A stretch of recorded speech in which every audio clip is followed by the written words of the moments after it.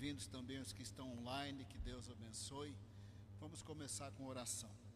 Pai amado, nos colocamos na Tua presença e nós pedimos a Tua bênção para o Teu Espírito Santo ministrar de maneira profunda ao nosso coração. Uma coisa que nós não queremos ser religiosos mortos. Nós não queremos viver a partir de rótulos, a partir de tradições, a partir de pressupostos que realmente não tem nada a ver com o conhecimento pessoal e junto com o Senhor, para a honra e a glória do nome do Senhor. Pedimos a Tua bênção e oramos no poderoso nome de Jesus. Amém. O nosso compromisso com Deus está na relação direta da nossa experiência pessoal com Jesus e da nossa compreensão de Jesus à luz da Bíblia. Não, nós podemos ser religiosos de muitas tradições, inclusive tradições cristãs, inclusive tradições evangélicas. Mas o nosso conhecimento pessoal de Deus tem a ver com a pessoa de Jesus e a nossa compreensão bíblica de Jesus e como nós andamos com o Senhor.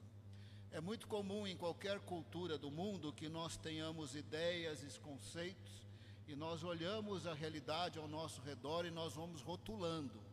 Por exemplo, agora mesmo eu poderia estar olhando para vocês e rotulando: tomou banho, não tomou banho, está bem vestido, não está bem vestido, é educado, mal educado, igreja está limpa, cuidada, tá, não está. A gente avalia toda a realidade ao nosso redor a partir dos conceitos que nós temos dentro de nós. Quando Jesus estava aqui, ele também foi avaliado. As pessoas olhavam para Jesus quando ele era pequenininho, eles podiam ter concluído: ele é filho de refugiados aqui no Egito. Lá em Nazaré, eles devem ter concluído que é um filho educado, um filho trabalhador, um bom jovem. A partir do momento que ele foi batizado por João Batista, eles passaram a rotular Jesus de outra maneira. Mas como nós rotulamos, às vezes não tem nada a ver com a verdade. Depois que ele foi batizado por João Batista, começaram os milagres espetaculares, profetizado em Isaías 35, que é um capítulo que fala do Messias, com as metáforas de Isaías, né, falando da vida abundante, de água no deserto, coisa assim, Deus fazendo o deserto florir, mas na verdade está falando do Messias.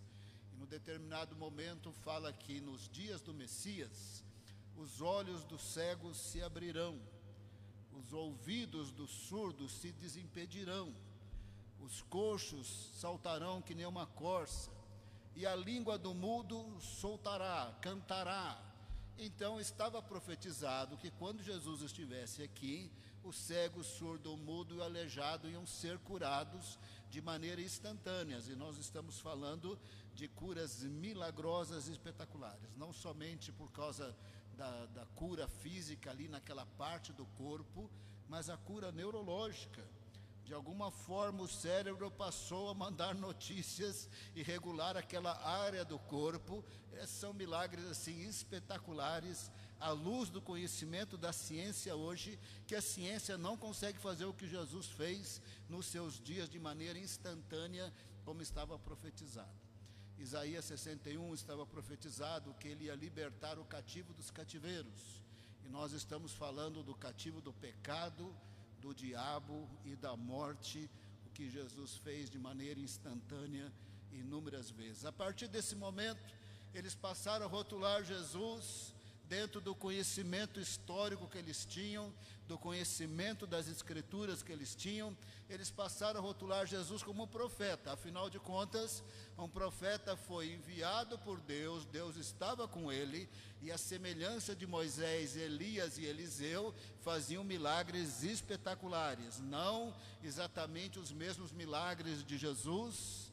Elias e Eliseu tiveram ressurreição de mortos, mas eram outros tipos de milagres. Os milagres de Jesus, especificado em Isaías 35, foi com muita abundância, e a partir deste momento eles passaram a rotular Jesus como um profeta enviado por Deus, dentro de uma lógica, mas não quer dizer que eles tinham conhecido Jesus.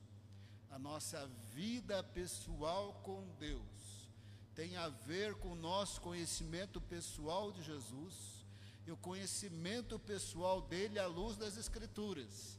Podemos rotular Jesus um santo entre outros santos, uma espécie de espírito de luz, um profeta de Alá, um mestre moral imbatível, muitas definições de Jesus, um rebelde contra o Império Romano, mas o nosso conhecimento de Deus depende de conhecermos Jesus e andarmos com o Senhor, sermos discípulos de Jesus e entendê-lo à luz da Bíblia.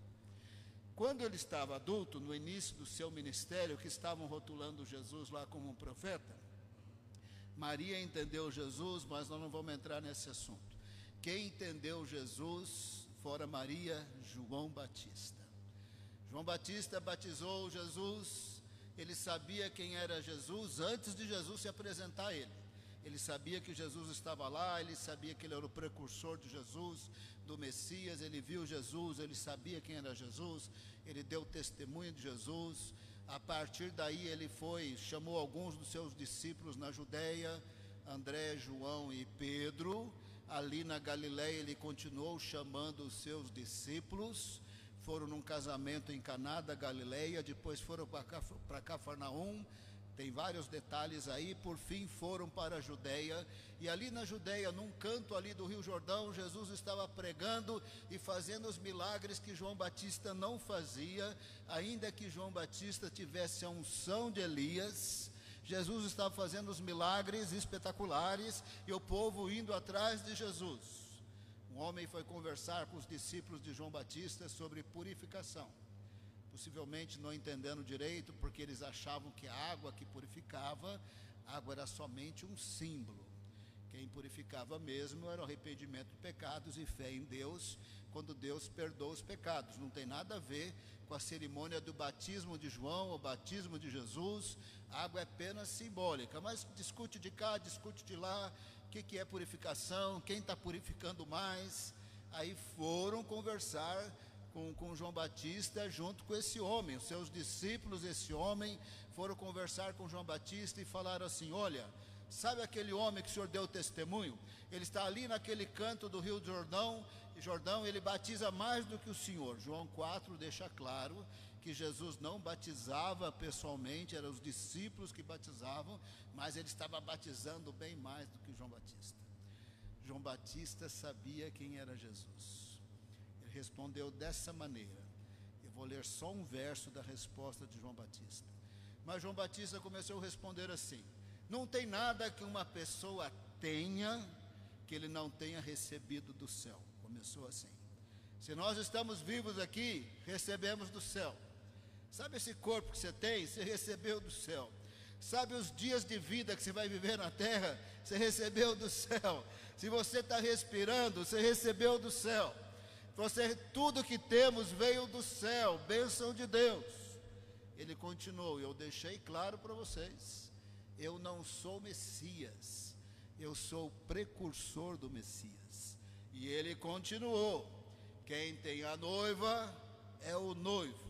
Um amigo do noivo se alegra quando ouve a voz do noivo, porque o noivo chegou no casamento antigo, era o noivo que chegava depois. O noivo chegou e ele vai agora tomar a noiva. Ele disse: essa alegria eu já tenho.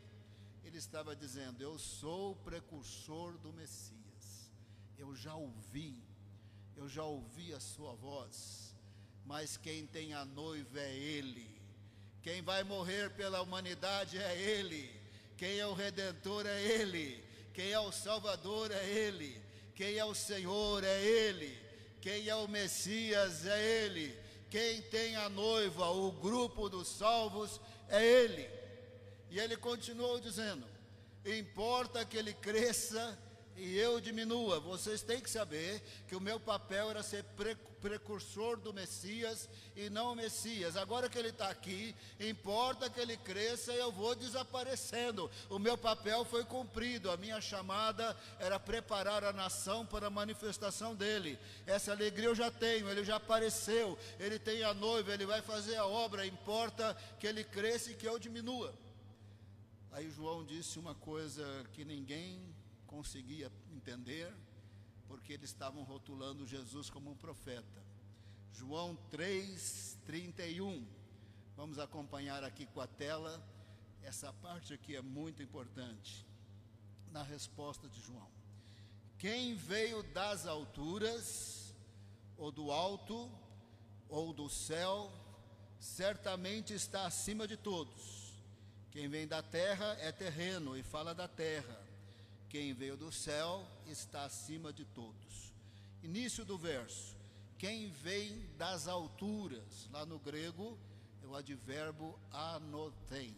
Esse é o advérbio que está modificando o verbo vir, especificando que é do alto. Quem veio do alto, ou das alturas, ou do céu, está acima de todos. Quem é da terra é terreno e fala da terra. Quem veio do céu está acima de todos. João estava dizendo, não é que ele é maior do que eu, ele é acima de todos. Ele é maior do que você puder pensar e imaginar. Ele é maior do que Moisés, do que Elias, do que Eliseu. Ele até é um profeta, até foi enviado por Deus, Deus até está com ele, mas ele não é igual a Moisés. Moisés passou a existir no útero de sua mãe. Elias, Eliseu, seja lá quem for, qualquer um de nós na humanidade, ele não existia, não passou a existir no útero de sua mãe, ele já existia, ele é eterno, ele é um com o Pai e o Espírito Santo. Ele veio do céu, está acima de todos, não está só acima de João Batista, está acima de todos.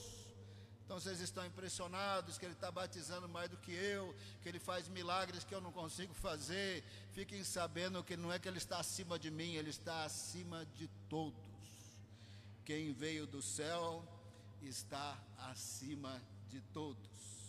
Agora não é só porque ele veio do céu que ele está acima de todos. O anjo Gabriel veio do céu também, mas não está acima de todos.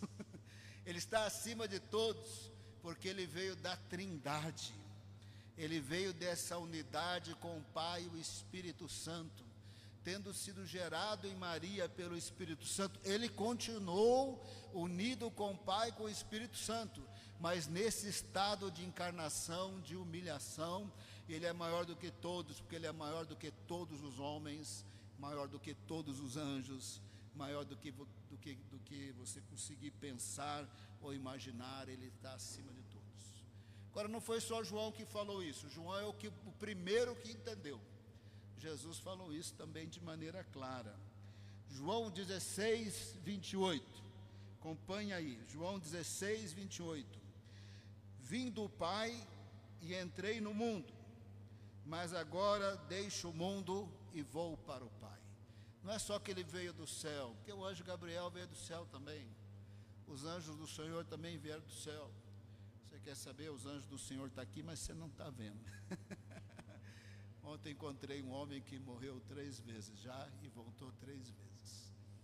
Ele é um homem de credibilidade, não vou entrar nos detalhes, porque eu não quero gastar tempo com isso. Terceira vez que ele morreu no começo do Covid, quando não estavam nem entubando ninguém. Ele viu os anjos, percebeu que ele ia voltar, era a terceira vez, falou, não quero voltar não, chega, quer ficar aqui.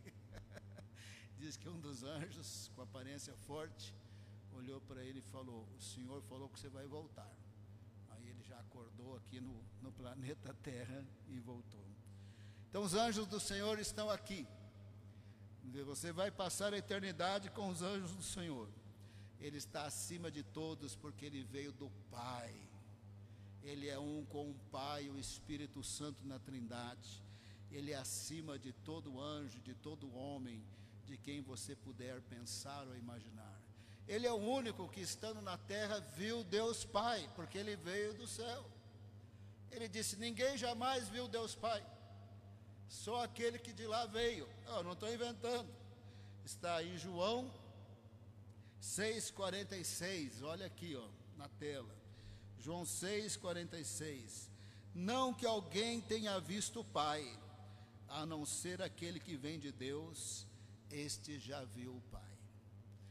Nós começamos dizendo que a nossa vida com Deus Nós estamos falando de religião, nós estamos falando de tradição, não estamos falando de conceitos que a gente imagina que estamos sendo espirituais, quando talvez não estamos sendo. A nossa vida com Deus tem a ver com conhecer Jesus pessoalmente à luz das Escrituras. Ele não é qualquer um. Ele está acima de todos, porque Ele é um com o Pai e o Espírito Santo na Trindade. Ele é o único que veio do céu nessa condição de não um ser angelical somente, mas um ser da Trindade e da divindade. Ele é o único que veio do céu, Ele é o único que viu o Pai, antes mesmo de que qualquer outra pessoa aqui. Quando formos glorificados veremos o Pai, mas ainda nós não vimos o Pai. Mas Ele veio do Pai, Ele viu o Pai, Ele disse: eu deixo o mundo e volto para o Pai. Mas Ele não disse só uma vez que Ele veio do céu, Ele disse outras vezes. Em João 6,38, eu adoro inúmeros versos de João, eu adoro inúmeros versos. João 6,38 diz assim: porque eu desci do céu, não para fazer a minha própria vontade, mas a vontade daquele que me enviou. Jesus é um ser celestial, acima de todos os anjos, acima de todos os homens, porque Ele é um com o Pai e o Espírito Santo. Ele disse: eu desci do céu. Não é só João que diz: quem veio do céu está acima de todos. Ele disse: eu desci do céu. Ele disse: eu vim do Pai e entrei no mundo, agora eu deixo o mundo e volto para o Pai. Ele disse: ninguém jamais viu o Pai, mas aquele de que lá veio, já viu o Pai. E ele disse em João 6,33, o porquê que ele veio. João 6,33, porque o pão de Deus é o que desce do céu e dá a vida ao mundo. Ele desceu do céu, Ele veio do céu, Ele veio da Trindade, Ele está acima de todos, e Ele veio para dar a vida ao mundo. Em outra ocasião Ele disse: o Filho do Homem veio para resgatar e salvar o perdido. Numa outra ocasião Ele disse: Ele veio buscar o perdido. Ele veio do céu para dar vida ao mundo. Ele é o pão de Deus que desceu do céu para dar vida ao mundo. Em João 6,35 Ele disse isso também: eu sou o pão da vida, quem vem a mim jamais terá fome, e quem crê em mim jamais terá sede. Ele veio do céu, Ele veio da Trindade, Ele está acima de todos, e Ele veio dar a vida ao mundo. Ele veio saciar a nossa sede de conhecer a Deus e de ter vida eterna. Ele é o único caminho para Deus, porque Ele é o único que veio da própria divindade e tornou-se homem, e ao morrer naquela cruz, estava morrendo o santo estava morrendo pelos pecadores, o eterno estava morrendo por aqueles que não têm vida eterna, e o Criador humilhou-se na pessoa de Jesus, tomou a forma das criaturas, em plena unidade com o Pai, com o Espírito Santo, morreu por nós naquela cruz. Somente por Ele podemos ter perdão de pecados e vida eterna, e ninguém jamais verá o Pai se não for por Ele. Eu sou o caminho, a verdade e a vida, ninguém vem ao Pai senão por mim. Ele tornou-se homem para morrer naquela cruz por nós. Ele veio do céu, mas não é de qualquer canto do céu, não veio do céu como o anjo Gabriel. Ele veio sendo um com o Pai e o Espírito Santo, humilhou-se no tempo, no espaço, morreu por nós. Ele é o Redentor, Ele é o Salvador, e Ele é, porque sendo quem Ele é, Ele se humilhou e morreu por nós. Sendo quem Ele é, Ele tomou a nossa culpa. Sendo quem Ele é, Ele tomou o nosso castigo. Como diz Isaías, o castigo que nos traz a paz estava sobre Ele, e pelas suas pisaduras fomos sarados. Ninguém mais poderia fazer isso. Anjo nenhum poderia se tornar homem e morrer por nós, não vale. Também um homem pecador não pode morrer pelo outro pecador, também não vale. Os animais que morriam pelos pecadores eram uma simbologia de Jesus, também não vale. O livro de Hebreus diz que não vale. O sangue de bodes não vale. O sangue de touro não vale. Valia como simbologia, mas não valia para valer. Quando Jesus veio, a simbologia acabou. Acabou os sacrifícios de animais. Acabou o sacerdócio de Arão. Ele é o Cordeiro de Deus que tira o pecado do mundo. Ele é o sacerdote segundo a ordem de Melquisedeque. Ele é totalmente insubstituível. E sem ele nós não veremos o Pai. Eu sou o caminho, a verdade e a vida. Ninguém vem ao Pai senão por mim. E sem ele ninguém tem o Espírito Santo. Você pode fazer promessa para cá, promessa para lá, para receber o Espírito Santo. Não recebe assim. Recebe o Espírito Santo quem é filho de Deus, lavado e purificado no sangue de Cristo. Quem batiza com o Espírito Santo é Jesus. Quem recebe o Espírito Santo são os filhos de Deus. E os filhos de Deus podem estar vazios ou cheios do Espírito, é outra história, mas se vai encher do Espírito, quem enche é Jesus. Quem leva ao Pai é Jesus. Se você quer saber o que é ser crente, vou te dizer para você que é ser crente: é amar a Deus, é amar Jesus. Ore para conhecer Jesus e amar Jesus. Eu vejo os crentes se agoniando aqui e ali, porque eles querem o poder. Eles querem o poder do Espírito Santo. Mas eu não consigo vê-los dizendo: eu quero amar Jesus. Sem Jesus não tem poder. Sem Jesus não tem salvação. Sem Jesus não tem vida eterna. Sem Jesus não tem plenitude do Espírito Santo. Sem Jesus ninguém é salvo. Sem Jesus ninguém vai ver o Pai. Não dá para deixar Jesus na segunda fileira, como se não fosse importante. Ele é prioritário para conhecer a Deus, andar com Deus, estar em comunhão com Deus, capacitado por Deus, passando no meio das lutas da vida. Ele é prioritário, ele é essencial, ele é central. Não dá para buscar o poder de Deus ignorando Jesus. A prioridade da vida do crente é amar a Deus, amando Jesus. Se amar Jesus, vai ter Deus.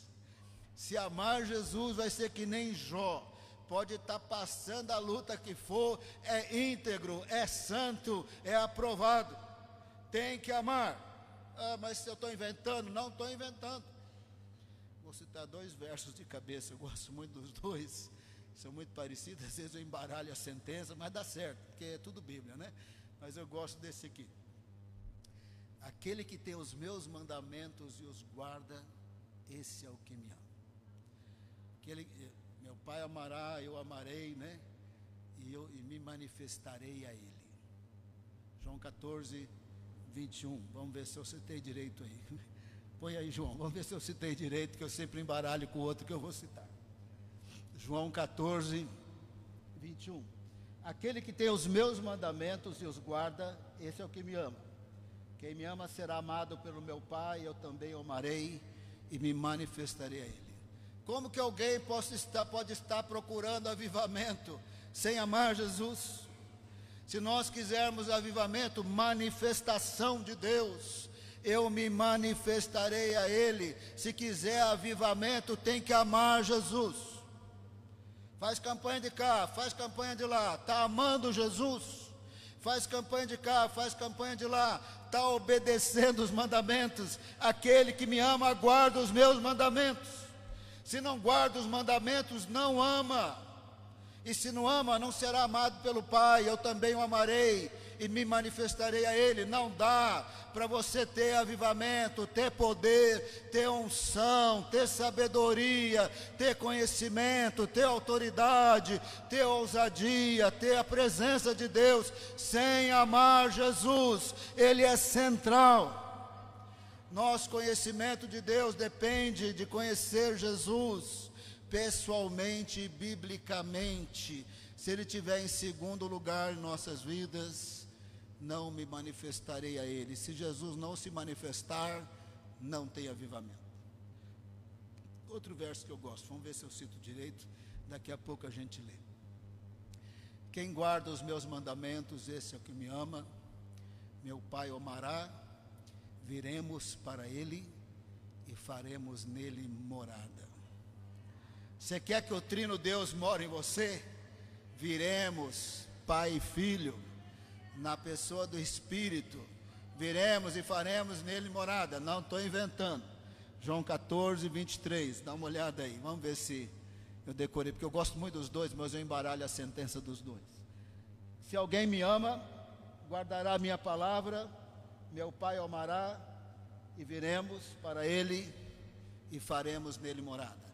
Não tem como ter avivamento, não tem como ter poder, não tem como ter santidade, não tem como ter sabedoria de Deus, não tem como ter nada, conhecimento, não tem como ter nada, não tem como ter plenitude do Espírito, não tem nem como ver o Pai um dia. Para ver o Pai, tem que ser salvo por Jesus. Para ter Deus morando em nós, tem que amar Jesus. Não é só ser membro de igreja, não é só fazer campanha aqui e ali. Conhece Jesus, anda com o Senhor, conhece a palavra do Senhor, quer obedecer, precisa da presença de Deus, está buscando, está pedindo ajuda do Espírito Santo. O que é que está fazendo? Sem amar Jesus, ele não se manifestará. Sem amar Jesus, não cumprirá. Viremos e faremos nele morada. Jesus é central, ele veio do céu, ele veio do Pai. Eu vim do Pai e entrei no mundo, agora eu saio do mundo e volto para o Pai. E ele estava no estado de humilhação, se autolimitando no tempo, no espaço. Mas João 17:5, ele orou assim: Pai, glorifica-me com a glória que eu tinha junto de ti antes que houvesse mundo. Ele estava dizendo: eu estou aqui na terra, que perrengue, hein? Virei homem, que perrengue, hein? Se eu quiser ir em Judeia, tem que ir andando, enchendo o pé de pó, que perrengue. Passo na Samaria, querem jogar pedra em mim. Converso com os fariseus, querem jogar pedra em mim, que perrengue. Esse estado de humilhação passou. Ele se tornou homem, morreu por nós, ressuscitou, está exaltado à direita de Deus Pai, com a mesma glória que ele tinha na Trindade antes da fundação do mundo. E para conhecer a Deus tem que conhecer o Jesus da Bíblia, não é o Jesus das tradições, mesmo que sejam as tradições cristãs, católicas, ortodoxas, evangélicas, não interessa. Tem que conhecer o Senhor. Ele veio do céu, morreu, ressuscitou. Não é só ser crente de igreja, não. Tem que amar a Deus, amar a palavra do Senhor, amar a presença de Deus, amar os mandamentos de Deus, se submeter ao Senhor, pagar o preço de ser santo, de não participar de coisa errada, de coisa desonesta, de mentira, de situações destruidoras, não edificantes, subjugar com o poder do Espírito Santo o pecado em nós, que milita contra o Espírito. Pode ser a inveja, a porfia, sede de poder e de um sucesso para o ser glorificado. Tem que crucificar isso tudo, pedir perdão dos pecados, deixa Deus perdoar e lavar com o sangue de Cristo, e fala: Senhor, eu quero amar o Senhor, quero amar o Senhor. Quero amar o teu povo, quero amar a tua igreja, quero amar a tua palavra. Quanto mais conhecermos o Senhor e andarmos com o Senhor, mais presença de Deus, mais avivamento. Não tem avivamento sem amar Jesus. E não adianta inventar avivamento. Avivamento é quando o sobrenatural invade nossas vidas. Se não invadiu, não inventa. Continua se humilhando diante de Deus, para que Ele te encha do Espírito Santo. Continue andando com Deus, continue desejando a presença de Deus e a santidade de Deus. Jesus, como João Batista, falou que veio do céu, da onde que ele veio fazer. Ele falou várias vezes. Primeira vez que ele falou com aquelas linguagens figuradas dele, de maneira muito profunda. Quando ele encontrou Nicodemos, Jesus disse que ele era mestre em Israel, e o texto diz que ele era um dos principais judeus. Conclui-se que ele era membro do Sinédrio. A gente não tem plena certeza, mas parece que ele era membro do Sinédrio. Sinédrio era esse corpo de 71 homens. Sinédrio era esse corpo de 71 homens que decidiam as questões religiosas judaicas. O Império Romano funcionava assim: ele conquistava os povos, impunha impostos pesados, não é à toa que construía navios, estradas, construía palácios, teatros, aquedutos, e mantinha os exércitos, porque cobrava muito imposto, e fazia obras maravilhosas, mas cobrando impostos pesados. O Império Romano não se metia em religião. Religião é problema de cada povo, resolve lá com os seus sacerdotes, com os seus feiticeiros, resolve lá. O Sinédrio que tinha que resolver as questões religiosas. Quando Jesus foi julgado por Pilatos, ele percebeu que era uma questão religiosa e falou: eu lavo minhas mãos, aqui não tem base jurídica nenhuma para mim. Mas depois ele cedeu, mandou açoitar Jesus, crucificar Jesus, mas logo de cara ele percebeu que não tinha nada a ver com o Código Civil do Império Romano, que era uma coisa totalmente à parte. Então, Nicodemos era do Sinédrio, o homem que resolvia as questões com mais 70 homens religiosos. E ele concluiu: Jesus deve ser um profeta. Ele encontrou Jesus e falou assim: mestre, dá para ver que Deus te enviou, porque ninguém faria os milagres que o Senhor está fazendo se Deus não estivesse com ele. Isso é a mesma coisa que dizer: parece que o Senhor é igual a Moisés, Elias, Eliseu. Deus te enviou, Deus está com você, e Deus faz esses milagres espetaculares. Então tudo indica que o Senhor é um profeta. Jesus passou a responder.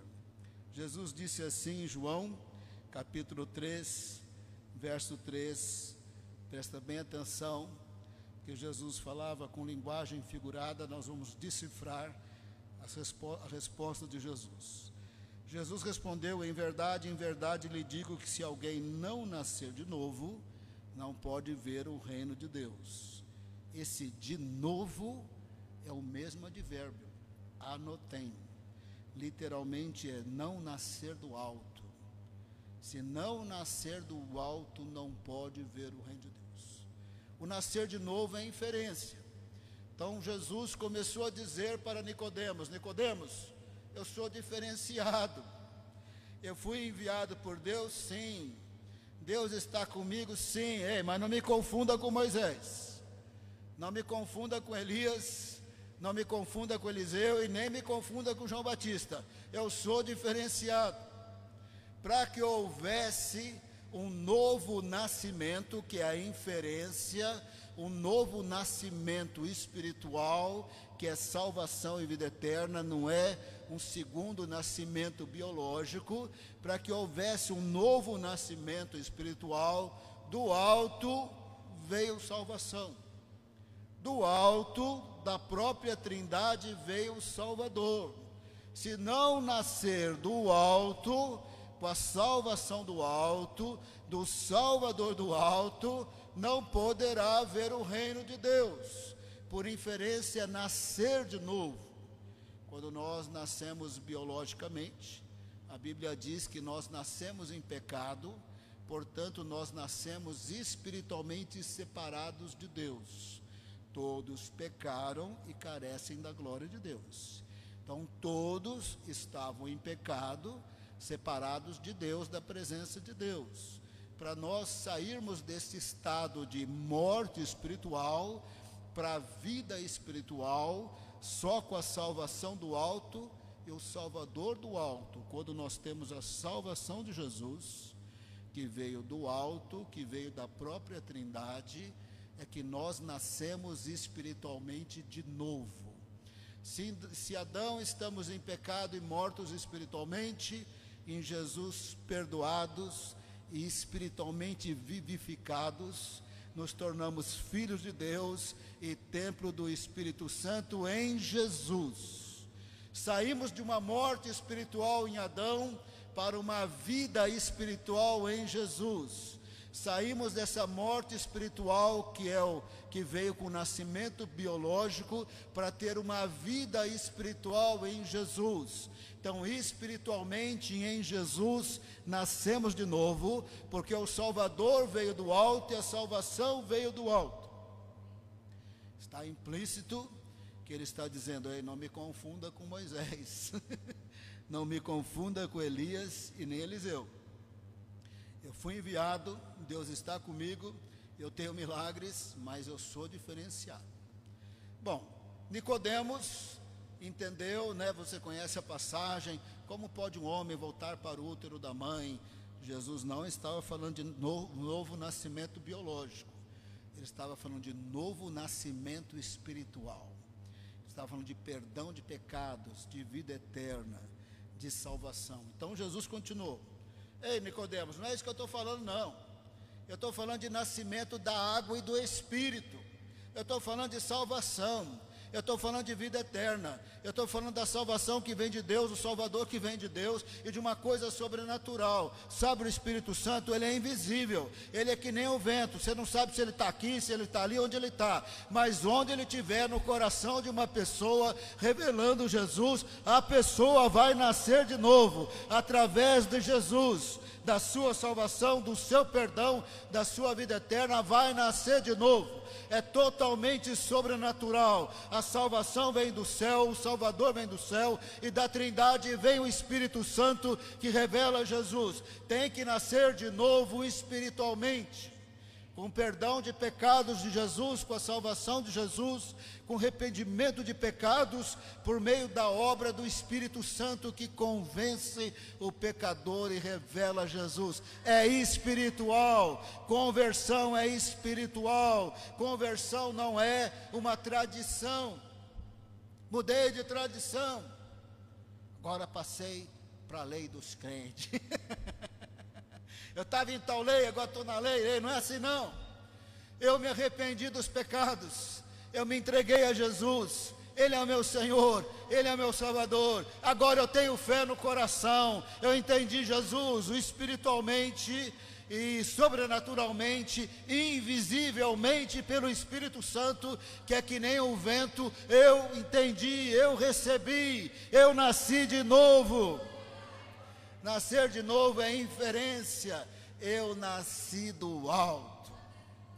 Eu nasci com a salvação do alto, do Salvador do alto, que veio do céu, que veio das alturas, convencido pelo Espírito Santo que é do alto.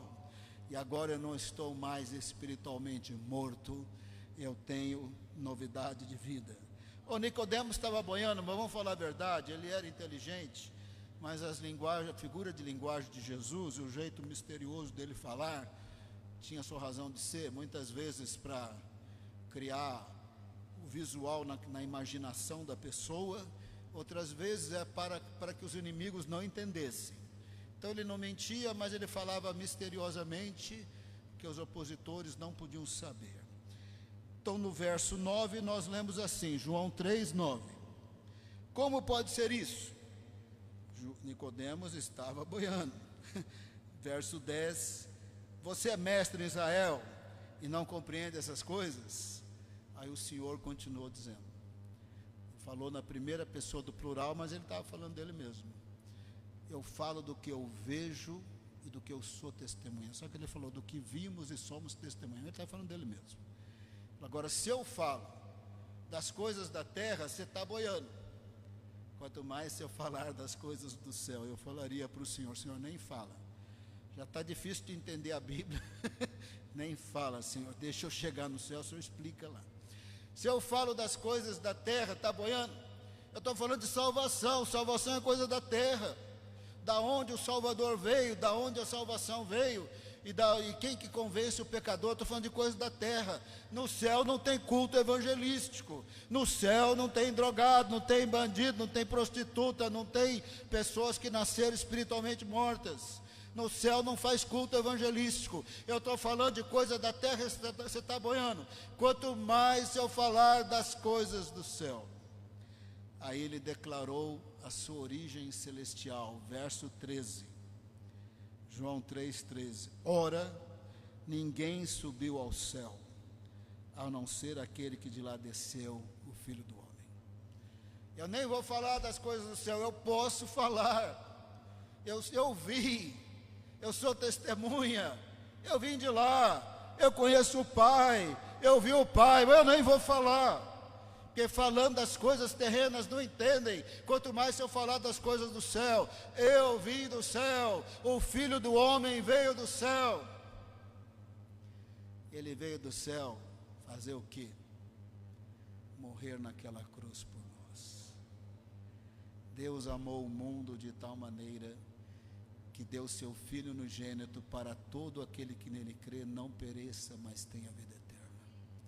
Ele veio do céu para que as pessoas que conhecessem Jesus não estivessem mais em juízo, não estivessem mais em condenação. Nos dias de Moisés, num determinado momento, os israelitas estavam debaixo de um juízo. Eles pediram para Moisés clamar a Deus. Deus disse: pega uma haste, uma vara, não sei se era de bronze ou não me lembro. Pega uma cobra de bronze, amarra aí na haste. Eu sempre imagino que amarrou assim, a haste é vertical, a cobra foi na horizontal e que fazia o sinal da cruz, mas isso não está muito claro, mas é como eu imagino.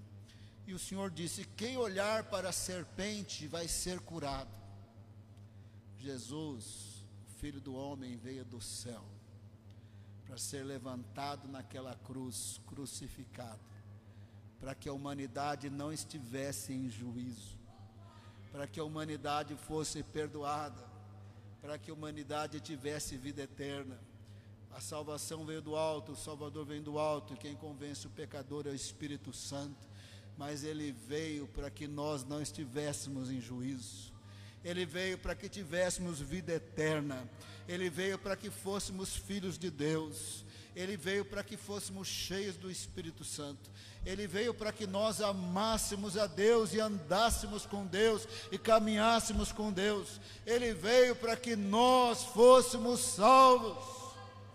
E quem quiser vida abundante vai precisar aprender a orar para amar Jesus, conhecer a palavra do Senhor, andar com o Senhor e amar Jesus. Ele prometeu, ele disse: viremos e faremos nele morada. Ele disse: me manifestarei àquele que me ama e guarda os meus mandamentos. Temos que amar Jesus e passar na nossa humanidade.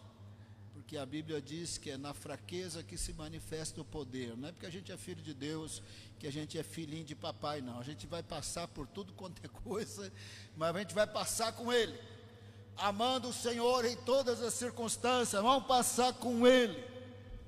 Quem sabe vão virar aquele homem que morreu 3 vezes. Deus ama tanto aquele homem que é usá-lo.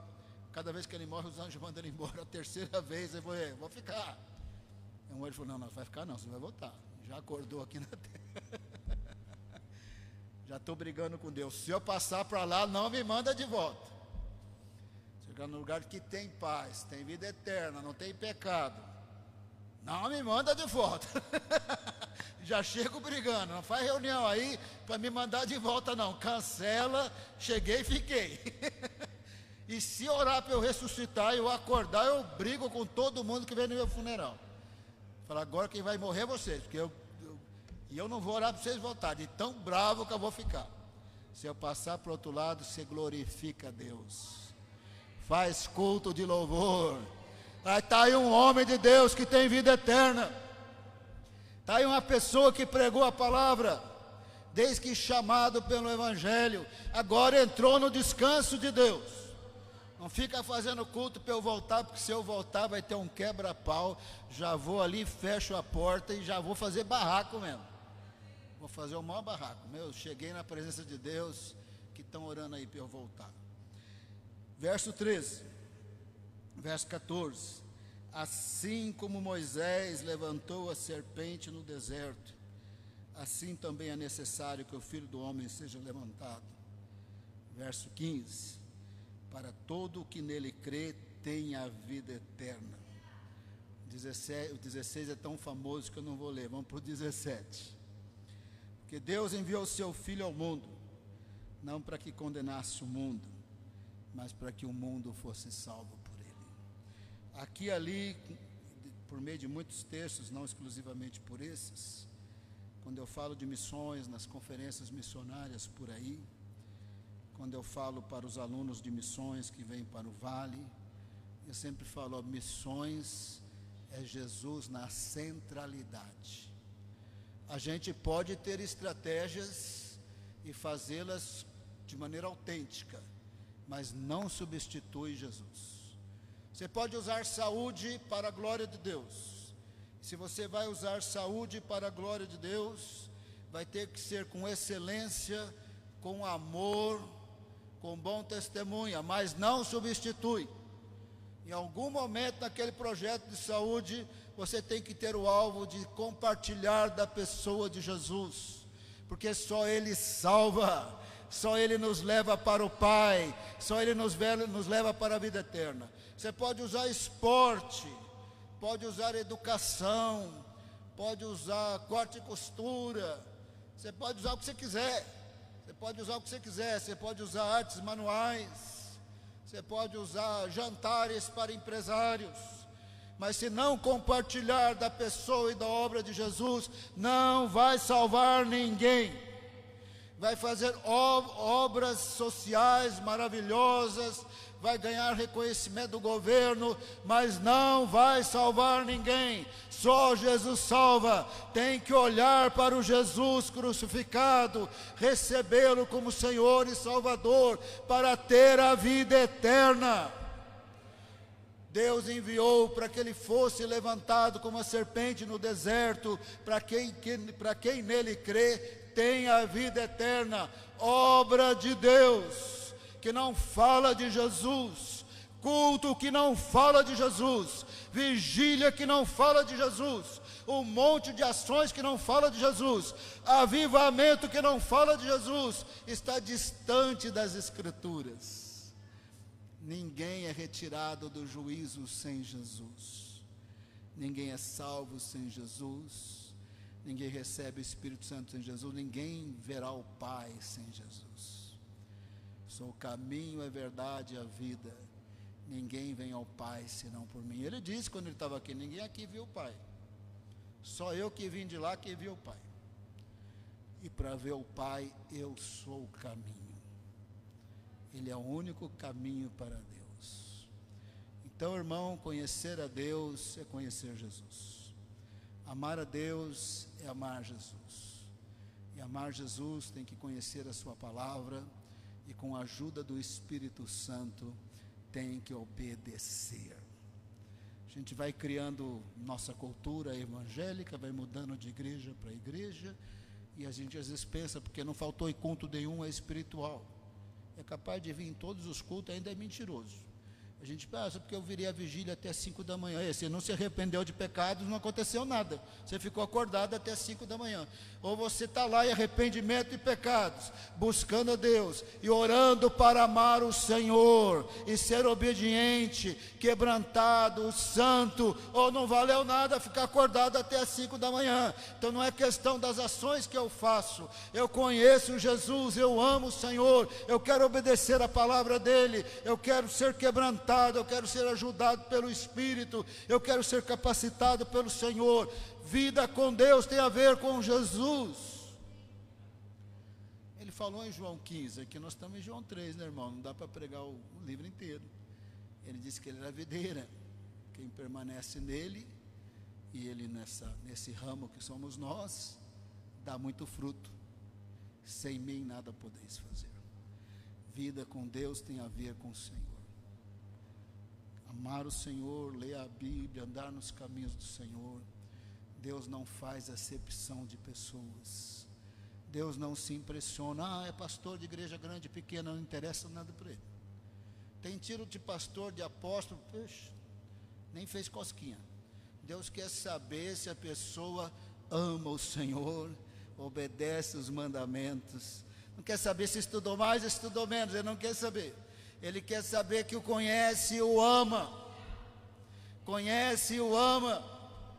E aí o Senhor derrama do Espírito Santo e usa para a honra e glória em nome de Jesus. Meu Deus, eu gosto de terminar com oração.